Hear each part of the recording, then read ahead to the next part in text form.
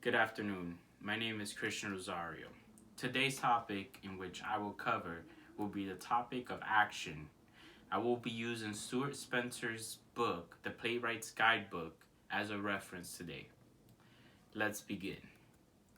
What is action?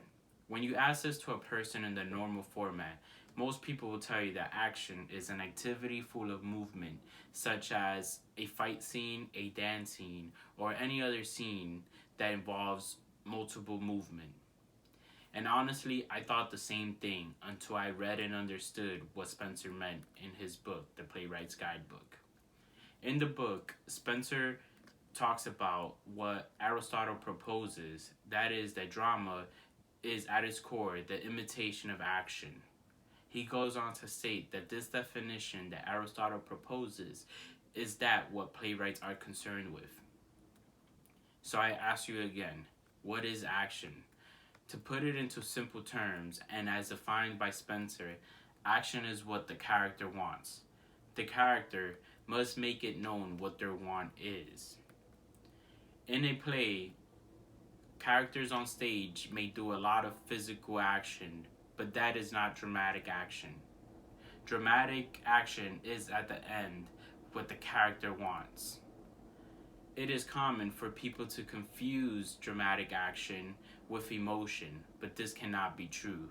This is because the character is telling you what they're feeling and not what they want. We must be able to see the character pursue what they want.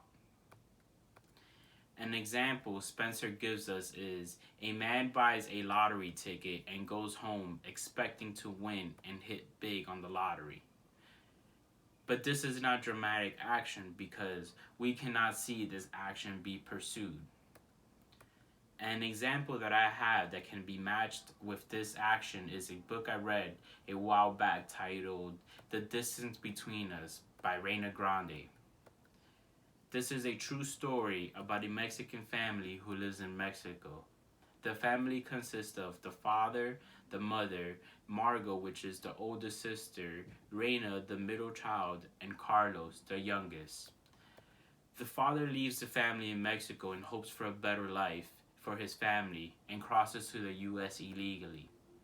The mother of Reina begs the father to assist her in the crossing of the border.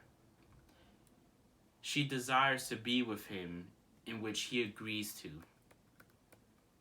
The mother then leaves the children with the mother of Reina's father. The grandmother doesn't treat the children accordingly and shows favoritism to her other grandchild, the child of her daughter. After some time in the U.S., the mother gets deported and she is back in Mexico for quite some time before making a second attempt into crossing the border illegally. When she makes it back to the U.S., she finds out that her husband now has a second family in the U.S.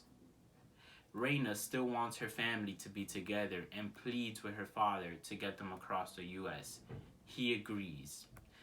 As they make their trip to the U.S., the kids see the struggle that people have to go through to make it across the border.